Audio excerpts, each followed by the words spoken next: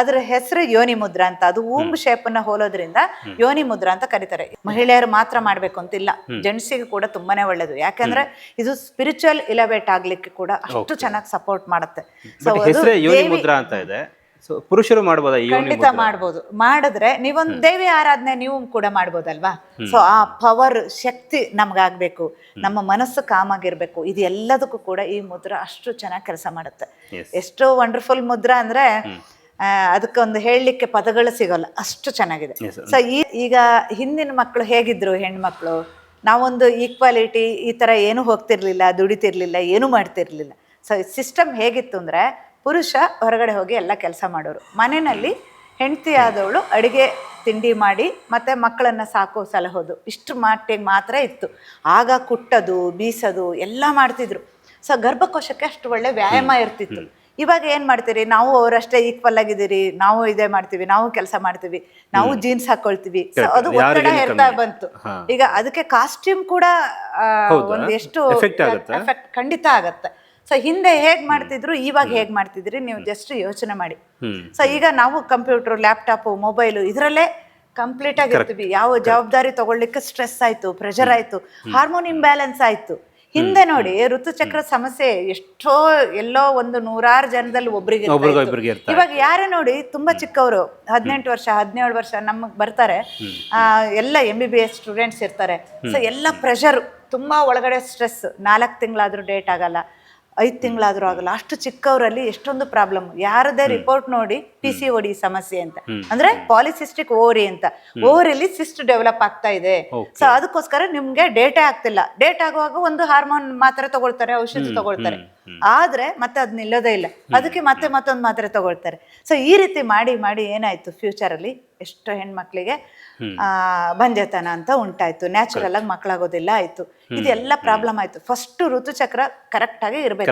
ಅದಿಲ್ಲದೆ ನೀವು ಯಾವ್ದೇ ಈವನ್ IVF ಸೆಂಟ್ರಿಗೆ ಹೋದ್ರು ಯಾವ್ದೇ ತರ ಮಕ್ಕಳಾಗಕ್ಕೆ ಚಾನ್ಸಸ್ ಇರೋದು. ಇಲ್ಲೇ ಹಾಳು ಮಾಡ್ಕೊಂಡು ಹೋಗ್ಬಿಟ್ರೆ ಅಲ್ಲಿ ಏನ್ ಸರಿ ತರ ಮಾಡ್ತಾರೆ. ಅದಕ್ಕೆ ಚಿಕ್ಕ ಮಕ್ಕಳಲ್ಲಿ ಅದೇ ತರ ಮಾಡ್ಬೇಕು. ಫಸ್ಟ್ ಟೈಮ್ ಮೆಚೂರ್ ಆದಾಗ ಅವಳಿಗೆ ಯಾವ ಲೇಹ್ಯ ಕೊಡ್ತಿದ್ರು, ಏನೇನು ಎಳ್ಳಿಂದ ಮಾಡಿರೋ ಉಂಡೆಗಳನ್ನ ಕೊಡ್ತಿದ್ರು, ಅಥವಾ ಶತಾವರಿದು ಎಲ್ಲ ಅಲ್ಲೇ ಹಲವು ಮಕ್ಕಳ ತಾಯಿ ಅಂತಾನೆ ಅದ್ರ ಹೆಸರು. ಸೊ ಆ ಬೇರುಗಳನ್ನ ತಂದು ಬೆಲ್ಲ ತುಪ್ಪ ಹಾಕಿ ಮಗ್ಚಿ ಅದಕ್ಕೊಂದು ಲೇಹ್ಯ ಮಾಡಿ ತಿನ್ನಿಸ್ತಾ ಇದ್ರು. ಇವಾಗ ಏನ್ ಮಾಡ್ತಾರೆ, ಯಾವ್ದು ಮಾಡಲ್ಲ. ಸೊ ಇದೆಲ್ಲ ಕಾರಣದಿಂದನೇ ಹೆಣ್ಣು ಮಕ್ಕಳಲ್ಲಿ ಹಾರ್ಮೋನ್ ಇಂಬ್ಯಾಲೆನ್ಸ್ ಆಗ್ತಾ ಇರೋದು, PCOD ಆಗ್ತಾ ಇರೋದು, ಮತ್ತೆ ಮದುವೆ ಆಗದೆ ಇರೋ ಹೆಣ್ಣು ಮಕ್ಕಳಲ್ಲಿ ಕೂಡ ಫೈಬ್ರಾಯ್ಡ್ ಗೆಡ್ಡೆ ಉಂಟಾಗ್ತಾ ಇರೋದು. ಇದೆಲ್ಲ ತುಂಬಾ ಕಾಮನ್ ಆಯ್ತು. ತುಂಬಾ ದೊಡ್ಡದಾಗಕ್ಕೆ ಸ್ಟಾರ್ಟ್ ಆದ್ರೆ ಆಪರೇಷನ್ ಮಾಡ್ತಾರೆ. ಎಷ್ಟೋ ಹೆಣ್ಣು ಮಕ್ಕಳಲ್ಲಿ ಒಂದು 60-70% ಹೆಣ್ಣು ಮಕ್ಕಳಿಗೆ ಗರ್ಭಕೋಶನೇ ಇರಲ್ಲ. ಸೊ ಅದನ್ನೇ ದೇವ್ರು ಕೊಟ್ಟಿರೋ ಒಂದು ಆರ್ಗನ್ ಅನ್ನು ತೆಗೆದಾಗ ಮುಂದೆ ಎಷ್ಟು ಸಫರಿಂಗ್ ಇರುತ್ತೆ, ಏನಿರುತ್ತೆ, ಅದ್ರ ಬಗ್ಗೆ ಯಾರು ಯೋಚನೆ ಮಾಡ್ತಾ ಇಲ್ಲ. ಓಕೆ. ಸೊ ಮೇಡಮ್, ನೀವಾಗಲೇ ಮಾತಾಡ್ತಾ ಹೇಳಿದ್ರೆ ಮೊದಲು ಹೆಣ್ಣು ಮಕ್ಕಳು ಸೀರೆಗಳನ್ನು ಹಾಕೊಳ್ತಾ ಇದ್ರು. ಹೌದು. ಸೊ ಚೆನ್ನಾಗಿ ಇತ್ತೀಚೆಗಂತೂ ಉಡುಪು ಹೆಂಗಾಗ್ಬಿಟ್ಟಿದೆ ಅಂದ್ರೆ ಯಾವಾಗಲೂ ಜೀನ್ಸ್ ಎಲ್ಲ ಇರ್ತಾರೆ. ಇವ್ನು ಮಲ್ಕೊಳ್ಳೋದು ಕೂಡ ಜೀನ್ಸ್ ಎಲ್ಲ ಮಲ್ಕೊಳ್ತಾರೆ, ಪ್ಯಾಂಟ್ ಹಾಕೊಳ್ತಾರೆ. ಇವಳಿಗೆ ತೊಡೆ ಮೇಲೆ ಲ್ಯಾಪ್ಟಾಪ್ಗಳು ಇಟ್ಕೊಳ್ಳೋದಾಗಿರ್ಬೋದು. ತುಂಬಾ ಈ ಥರದ್ದು ಮಾಡೋದ್ರಿಂದ ಕೂಡ ಇನ್ಫರ್ಟಿಲಿಟಿ ಸಮಸ್ಯೆ ಆಗುತ್ತೆ, ಮುಂದೆ ಆ ಪೀರಿಯಡ್ಸ್ ಪ್ರಾಬ್ಲಮ್ ಆಗುತ್ತೆ ಅಂತ. ಯಾಕೆಂದ್ರೆ ಗರ್ಭಕೋಶಕ್ಕೆ ಪ್ರೆಷರ್ ಬೀಳುತ್ತಲ್ವಾ. ಸೊ ಮತ್ತೆ ಗರ್ಭಕೋಶಕ್ಕೆ ಯೂಟ್ರಸ್ ಸ್ಟ್ರೆಂಥನಿಂಗ್ ಎಕ್ಸರ್ಸೈಸ್ ಅಂತ ಕೆಲವೊಂದು ಎಕ್ಸರ್ಸೈಸ್ ಮಾಡ್ಲಿಕ್ಕೆ ಇರುತ್ತೆ. ಈಗ ಅಟ್ಲೀಸ್ಟ್ ಆಕ್ಷನ್ ಮಾಡ್ಬೇಕು. ಹಿಂದೆ ನಾವು ಮಾಡದೇ ಇರೋ ಕೆಲಸ ಯಾವ್ದು ಇವಾಗ ಮಾಡಲ್ಲ ಅಂದ್ಮೇಲೆ, ಈಗ ಒಂದ್ ಗುಡಿಸ್ಲಿಕ್ಕೆ ಒರೆಸ್ಲಿಕ್ಕೆ ಕೂಡ ಸ್ಟ್ರೈಟ್ ಆಗಿ ನಿಂತ್ಕೊಂಡೇ ಮಾಡೋದಲ್ವಾ. ಸೊ ಅಥವಾ ಕೈಗಳಿಗೆ ಮಾತ್ರ ಇಷ್ಟೇ ಕೆಲಸ ಆಗ್ತಿರತ್ತೆ, ದೇಹಕ್ಕೆ ಯಾವುದೇ ತರ ವ್ಯಾಯಾಮ ದೊರಕ್ತಾ ಇಲ್ಲ. ನಮ್ಮ ದೇಹ ಸೃಷ್ಟಿ ಆಗಿರೋದೇ ಒಂದು ಆಕ್ಟಿವ್ ಆಗಿರ್ಲಿಕ್ಕೆ. ಅಂದ್ರೆ ದಂಡಿಸ್ಬೇಕು ದೇಹನ. ಎಷ್ಟು ದಂಡಿಸ್ತೀರಿ ಅಷ್ಟು ನೀವು ಸ್ಟ್ರಾಂಗ್ ಇರ್ತೀರಿ. ಸೊ ಇಲ್ಲ ಅಂದ್ರೆ ಏಜ್ಡ್ ಸಿಂಪ್ಟಮ್ ಎಲ್ಲ ಬಂದ್ಬಿಡುತ್ತೆ. ಅದಕ್ಕೆ ಹೆಣ್ಮಕ್ಳಲ್ಲಿ ಇಷ್ಟೊಂದು ಪ್ರಾಬ್ಲಮ್. ಒಂದು ಬಳೆ ಹಾಕೋದ್ರಿಂದ, ಇವಾಗ ಯಾರು ಬಳೆನೇ ಹಾಕೋದಿಲ್ಲ ಅಲ್ವಾ. ಆಗ ನೀವೇನ್ ಮಾಡ್ಬೇಕಾಗತ್ತೆ, ಇಲ್ಲಿ ಪ್ರೆಷರ್ ಕೊಡುವಂಥದ್ದು ಬೇರೆ ಏನಾದ್ರು ಆಕ್ಯುಪ್ರೆಷರ್ ಅಲ್ಲಿ ಕಲ್ತ್ಕೋಬೇಕಾಗತ್ತೆ. ಇಲ್ಲಿ ಪ್ರೆಷರ್ ಪಾಯಿಂಟ್ ಇದೆ, ಇದು ಯೂಟ್ರಸ್ಗೆ ಸಂಬಂಧಪಟ್ಟ ಪ್ರೆಷರ್ ಪಾಯಿಂಟ್ಸ್. ಇದು ಈ ತರ ರಬ್ ಆಗ್ತಾ ಇತ್ತು ಬಳೆ ಹಾಕಿದಾಗ. ಸೊ ಹಾಗೆ ಅದು ಎಲ್ಲದೂ ಒಂದೊಂದು ಡಿಫ್ರೆಂಟ್ ಅರ್ಥ ಇಟ್ಟು ಹಿಂದಿನವರು ಈ ತರ ಮಾಡ್ಬೇಕು ಅಂತ ಮಾಡಿರೋದು. ಈಗ ಅದಕ್ಕೆ ನಾವು ಅಪೋಸಿಟ್ ಆಗಿ ಪ್ರಕೃತಿಗೆ ವಿರುದ್ಧವಾಗಿ ನಾವು ಯಾವಾಗ ಹೋದ್ವಿ ಇದೆಲ್ಲ ಸಮಸ್ಯೆ ಆಗ್ತಾ ಬಂತು. ಅಂದ್ರೆ ನೀವು ಹೇಳ್ತಿರೋದು ಹಾಕೋ ಬಟ್ಟೆಗಳು ಕೂಡ ನಮ್ಮ ಒಂದು ಹೆಣ್ಣು ಮಕ್ಕಳ ಪೀರಿಯಡ್ಸ್ ಪ್ರಾಬ್ಲಮ್ ಆಗಿರ್ಬೋದು, PCOD ಪ್ರಾಬ್ಲಮ್ ಕಾರಣ ಆಗ್ತಾ ಇದೆ. ಖಂಡಿತ ಆಗುತ್ತೆ. ಸೊ ಒಂದ್ಸಲ ಅವ್ರಿಗೆ ಪೀರಿಯಡ್ಸ್ ಕರೆಕ್ಟ್ ಆಗ್ಲಿಲ್ಲ ಅಂತಂದಾಗ ಟ್ಯಾಬ್ಲೆಟ್ ತಗೊಂಡು ಮತ್ತಷ್ಟು ಹಾಳು ಮಾಡ್ಕೊಳ್ತಾ ಇದ್ದಾರೆ. ಹೌದು, ಗರ್ಭಕೋಶ ಡ್ಯಾಮೇಜ್ ಆಗ್ತಾ ಹೋಗುತ್ತೆ. ಓಕೆ. ಹಾರ್ಮೋನ್ ಇಂಬ್ಯಾಲೆನ್ಸ್ ಯಾವತ್ತಿಗೂ ಸರಿ ಹೋಗಲ್ಲ. ಓಕೆ. ಇದಕ್ಕೆ ನಿಮ್ಮ ಪಾರಂಪರಿಕ ವೈದ್ಯ ಪದ್ಧತಿನಲ್ಲಿ ನೈಸರ್ಗಿಕವಾಗಿ ಏನಿದೆ ಮೇಡಮ್? ನೈಸರ್ಗಿಕವಾಗಿ ಅಂದರೆ ಒಂದು ವ್ಯಾಯಾಮ ತುಂಬಾ ಮುಖ್ಯ. ಇನ್ನೊಂದು ನಮ್ಮ ಮನಸ್ಸನ್ನು ಸ್ಟ್ರೆಂಥನ್ ಮಾಡ್ಕೋಬೇಕು, ಕಾಮ್ ಮಾಡ್ಕೋಬೇಕು. ನರ್ವಸ್ ಸಿಸ್ಟಮ್ ಕಾಮ್ ಡೌನ್ ಆಗಲಿಕ್ಕೆ ಪ್ರಾಣಾಯಾಮ. ಸೊ ಅದರಲ್ಲಿ ಪ್ರಾಣ ಅಂದ್ರೆ ಪ್ರಾಣ ಶಕ್ತಿ, ವೈಟಲ್ ಫೋರ್ಸ್, ಎನರ್ಜಿ. ಆಯಾಮ ಅಂದ್ರೆ ಎಕ್ಸ್ಪ್ಯಾನ್ಷನ್. ನೀವು ಎಷ್ಟು ಅದನ್ನ ಮಾಡ್ತಾ ಹೋಗ್ತೀರೋ ಅಷ್ಟು ಚೆನ್ನಾಗಿರುತ್ತೆ. ಮತ್ತೆ ಹಿಂದಿನವರು ಹೇಗ್ ಮಾಡ್ತಿದ್ರು, ಮಕ್ಕಳು ಚಿಕ್ಕಕ್ಕಿಂದ ನಾವೆಲ್ಲ ಭಜನೆ ಅಂತ ನಮ್ಗೆ ಒಂದು 5:30-6 ಗಂಟೆ ಕೂರಿಸ್ಬಿಡ್ತಾ ಇದ್ರು.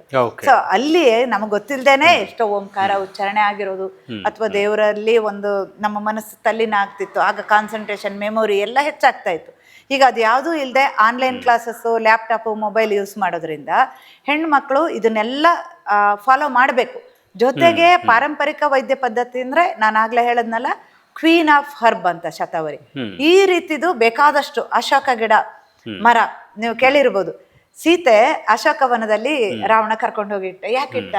ಈಗ ರಾವಣ ಅಂತಃಪುರದಲ್ಲೇ ಇಟ್ಕೋಬೋದಿತ್ತಲ್ವಾ. ಅವಳು ಯಾಕೆ ಅಶೋಕ ಮರದ ಕೆಳಗಡೆನೆ ಕೂತಿರೋದು ಅಂದ್ರೆ ಅದ್ರ ಗಾಳಿ ಕೂಡ, ಅವಳು ತುಂಬಾ ಫೋರ್ಸ್ಫುಲ್ ಆಗಿ ಅವಳನ್ನು ಕರ್ಕೊಂಡು ಬಂದಿರೋದ್ರಿಂದ ಮಾನಸಿಕವಾಗಿ ತುಂಬಾ ಕುಗ್ಗಿರ್ತಾಳೆ, ಡಿಪ್ರೆಷನ್ಗೆ ಹೋಗ್ತಾಳೆ ಅನ್ನೋದು ಗೊತ್ತಿತ್ತು. ಸೊ ಅಲ್ಲಿ ಕೂತಾಗ ಏನಾಯ್ತು, ಆ ಒಂದು ಗಿಡದ ಒಂದು ಗಾಳಿ ಬಂದಾಗ ಕೂಡ ಅವಳ ಮನಸ್ಸು ಎಷ್ಟೋ ಕಂಟ್ರೋಲ್ ಆಗ್ತಿತ್ತು. ಅಶೋಕ ಬಾರ್ಕ್ ಗರ್ಭಕೋಶಕ್ಕೆ ಅಷ್ಟು ವಂಡರ್ಫುಲ್ ರೆಮಿಡಿ ಅದು.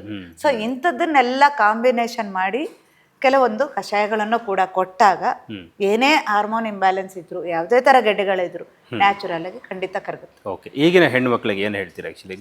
ಅಂದರೆ ಇವಾಗ PCOD ಸಮಸ್ಯೆ ಅಂತ ಹೇಳಿದ್ರೆ, ಈಗ ಡ್ರೆಸ್ ಹಾಕೊಂಡಾಗಿರ್ಬೋದು, ಅಥವಾ ವರ್ಕ್ ಪ್ರೆಷರ್ ಸಿಕ್ಕಾಬಿಟ್ಟಿದೆ. ನೈಟ್ ಶಿಫ್ಟು, ಡೇ ಶಿಫ್ಟು ಇದೆಲ್ಲ ಮಾಡ್ತಾರೆ, ಫ್ಯಾಕ್ಟ್ರಿಗಳಲ್ಲಿ ಕೆಲಸ ಮಾಡ್ತಾರೆ, IT ಕಂಪ್ನಿ ಕೆಲಸ ಮಾಡ್ತಾರೆ. ಬಟ್ ಆದ್ರೂ ಅದನ್ನ ಬಿಟ್ಟು ಬರೋದಕ್ಕಾಗಲ್ಲ, ಅದನ್ನ ಬಿಟ್ಟು ಜೀವನ ಮಾಡೋಕ್ಕಾಗಲ್ಲ, ಎಲ್ಲ ಸಮಾನತೆಗೆ ಬಂದ್ಬಿಟ್ಟಿದೆ. ಆದ್ರೂ ಕೂಡ ಅವ್ರಿಗೆ ಆ ಕೆಲಸ ಮಾಡ್ಕೊಂಡಿದ್ರು ಕೂಡ ನಿಮ್ಮ ಹಳೆ ಪದ್ಧತಿನಲ್ಲಿ ಯಾವ ರೀತಿ ಮಾಡ್ಬೋದು? ಈಗ ನಾವೇನು ಪೂರ್ತಿ ಜಾಬ್ ಬಿಟ್ಟು ಮನೇಲೆ ಕೂತ್ಕೊಳ್ಳಿ ಹಿಂದಿನ ಕಾಲದ ಥರ ಅಂತ ಹೇಳಲಿಕ್ಕೆ ಆಗೋದಿಲ್ಲ, ಅದು ಆಗೋದೂ ಇಲ್ಲ. ಸೊ ಇವಾಗ ಅವರಿಗೋಸ್ಕರ ಅವರಿಗೆ ಅರ್ಧ ಗಂಟೆ 1 ಗಂಟೆ ಟೈಮ್ ಸ್ಪೆಂಡ್ ಮಾಡ್ಬೋದಲ್ವಾ. ಸೊ ಎಷ್ಟು ನಮಗೆ ದೇವರು 24 ಗಂಟೆ ಕೊಟ್ಟಿದ್ದಾರೆ, ಅದರಲ್ಲಿ ಅಷ್ಟು ಟೈಮನ್ನ ನಮಗೆ ಅಂತ ಇಟ್ಕೋಬೇಕು. ಅದರಲ್ಲಿ ಫಿಸಿಕಲ್ ಎಕ್ಸಸೈಸ್ ಮಾಡಬೇಕು. ಮಾಡಿಲ್ಲ, ಕೂತಲ್ಲೇ ಕೂತಿದ್ರೆ ಯಾವುದೇ ತರ ರಕ್ತ ಪರಿಚಲನೆ ಆಗಲ್ಲ, ಯಾವುದೇ ಆರ್ಗನ್ನು ಸರಿಯಾಗಿ ಕೆಲಸ ಮಾಡಲ್ಲ. ಗರ್ಭಕೋಶ ಅಂತಲ್ಲ, ಯಾವ ಆರ್ಗನ್ನು ಸರಿಯಾಗಿ ಕೆಲಸ ಮಾಡಲ್ಲ. ಎಷ್ಟು ಹೆಣ್ಣು ಮಕ್ಕಳಿಗೆ ಎಷ್ಟು ಟ್ಯೂಮರ್ಸ್ ಯಾವ ತರ ಆಗ್ತಿದೆ, ಬ್ರೆಸ್ಟ್ ಟ್ಯೂಮರ್ ಇರ್ಬೋದು, ಬೇರೆ ಬೇರೆ ಎಷ್ಟು ಸಫರಿಂಗ್ ಇದೆ. ಸೊ ಅದೆಲ್ಲ ಬ್ಯಾಲೆನ್ಸ್ಡ್ ಆಗಿರ್ಬೇಕು ಅಂದ್ರೆ ವ್ಯಾಯಾಮ ಅಗತ್ಯ. ಆಮೇಲೆ ಹೊರಗಡೆ ಫುಡ್ ಆಗಿರ್ಲಿ, ಬೇರೆ ಬೇರೆದೆಲ್ಲ ಮಾಡಕ್ ಹೋಗ್ಬಾರ್ದು. ಮತ್ತೆ ಕಂಪ್ಯೂಟರ್ ವರ್ಕೇ ಮಾಡ್ತಿರ್ಲಿ, ಒಟ್ಟಿಗೆ ಕೂತಿರ್ಬಾರ್ದು. ಅಂದ್ರೆ ಅಟ್ ಎ ಸ್ಟ್ರೆಚ್ ನಿಮ್ಮ ಕಣ್ಣು ಕೂಡ ಅಲ್ಲಾಡಿಸ್ದೇನೆ ನೀವು ನೋಡ್ತಾ ಇರ್ತೀರಿ, ನಿಮ್ಗೆ ಗೊತ್ತೇ ಆಗಿರೋದಿಲ್ಲ. ಸೊ ಮಧ್ಯದಲ್ಲಿ ಕಣ್ಣನ್ನ ಬ್ಲಿಂಕ್ ಮಾಡಬೇಕು. ಟಿಯರ್ ಡ್ರಾಪ್ಸ್ ಆಗ ವಾಪಸ್ ಉತ್ಪತ್ತಿ ಆಗುತ್ತೆ, ಕಣ್ಣು ಚೆನ್ನಾಗಿರುತ್ತೆ. ಅದೇ ತರ ನಮ್ಮ ಆರೋಗ್ಯ ಚೆನ್ನಾಗಿರ್ಬೇಕು ಅಂದಾಗ ವ್ಯಾಯಾಮದ ಜೊತೆಗೆ ಇವೆಲ್ಲ ಮಧ್ಯದಲ್ಲಿ ಸುಮ್ಮನೆ ಕೂತ್ಕೊಂಡು ಮುದ್ರಾ ಮಾಡ್ಬೋದಲ್ಲ. ಮುದ್ರಾಕ್ಕೆ ಯಾವುದೇ ರೂಲು ರೆಗ್ಯುಲೇಷನ್ ಇರೋದಿಲ್ಲ. ಯಾವ ಟೈಮಲ್ಲಿ ಬೇಕಾದ್ರೂ ನಿಮ್ಮ ಕೈ ಯಾವಾಗ ಫ್ರೀ ಇರುತ್ತೆ ಆವಾಗ ಮಾಡ್ಬೋದು. ನೀವು ಇವತ್ತು ಹೆಣ್ಮಕ್ಳ ಬಗ್ಗೆ ಕೇಳ್ತಾ ಇರೋದ್ರಿಂದ ತುಂಬಾ ಒಂದು ವಂಡರ್ಫುಲ್ ಮುದ್ರಾ ಹೇಳ್ತಾ ಇದೀನಿ. ಅದ್ರ ಹೆಸರು ಯೋನಿ ಮುದ್ರಾ ಅಂತ. ಅದು ಊಂಬ್ ಶೇಪ್ ನ ಹೋಲೋದ್ರಿಂದ ಯೋನಿ ಮುದ್ರಾ ಅಂತ ಕರೀತಾರೆ. ಮಹಿಳೆಯರು ಮಾತ್ರ ಮಾಡ್ಬೇಕು ಅಂತಿಲ್ಲ, ಜೆಂಟ್ಸಿಗೆ ಕೂಡ ತುಂಬಾನೇ ಒಳ್ಳೇದು. ಯಾಕಂದ್ರೆ ಇದು ಸ್ಪಿರಿಚುವಲ್ ಇಲವೇಟ್ ಆಗ್ಲಿಕ್ಕೆ ಕೂಡ ಅಷ್ಟು ಚೆನ್ನಾಗಿ ಸಪೋರ್ಟ್ ಮಾಡುತ್ತೆ. ಪುರುಷರು ಮಾಡಬಹುದಾ? ಖಂಡಿತ ಮಾಡ್ಬೋದು. ಮಾಡಿದ್ರೆ ನೀವೊಂದು ದೇವಿ ಆರಾಧನೆ ನೀವು ಕೂಡ ಮಾಡ್ಬೋದಲ್ವಾ. ಸೊ ಆ ಪವರ್ ಶಕ್ತಿ ನಮ್ಗಾಗ್ಬೇಕು, ನಮ್ಮ ಮನಸ್ಸು ಕಾಮಾಗಿರ್ಬೇಕು. ಇದು ಎಲ್ಲದಕ್ಕೂ ಕೂಡ ಈ ಮುದ್ರಾ ಅಷ್ಟು ಚೆನ್ನಾಗಿ ಕೆಲಸ ಮಾಡುತ್ತೆ. ಎಷ್ಟು ವಂಡರ್ಫುಲ್ ಮುದ್ರಾ ಅಂದ್ರೆ ಅದಕ್ಕೊಂದು ಹೇಳಲಿಕ್ಕೆ ಪದಗಳು ಸಿಗೋಲ್ಲ, ಅಷ್ಟು ಚೆನ್ನಾಗಿದೆ. ಸೊ ಈ ರೀತಿ 3 ಬೆರಳುಗಳನ್ನ ಈ ತರ ಲಾಸ್ಟ್ 3 ಫಿಂಗರ್ಸ್ ಅನ್ನ ಲಾಕ್ ಮಾಡ್ಕೊಳ್ಳೋದು ಹೀಗೆ. ಸೊ ಇಲ್ಲಿ 4 ಫಿಂಗರ್ ಅಂದ್ರೆ ತೋರ್ ಬೆರಳು ಮತ್ತೆ ಹೆಬ್ಬೆರಳು, ಈ ರೀತಿ ಲಾಕ್ ಮಾಡಿಕೊಂಡು ಲೇಡೀಸ್ ಪ್ರಾಕ್ಟೀಸ್ ಮಾಡುವಾಗ ಇದನ್ನ ಅಬ್ಡಾಮಿನ್ ಎದುರು ಇಟ್ಟು ಪ್ರಾಕ್ಟೀಸ್ ಮಾಡ್ತಾ ಹೋಗ್ಬೇಕು. ಸೊ ಈ ಮುದ್ರೆ ನೀವು ಜೆಂಟ್ಸ್ ಮಾಡುವಾಗ ಜಸ್ಟ್ ಸುಮ್ಮನೆ ಹೀಗೆ ಇಟ್ಕೊಂಡು ಕೂತ್ರು ಆಟೋಮೆಟಿಕಲಿ ನಿಮ್ಮ ಮನಸ್ಸಲ್ಲಿ ಚೇಂಜಸ್ ಆಗೋದು ಕೂಡ ಗೊತ್ತಾಗುತ್ತೆ, ಎನರ್ಜಿ ಹೆಚ್ಚಾಗೋದು ಕೂಡ ಗೊತ್ತಾಗುತ್ತೆ.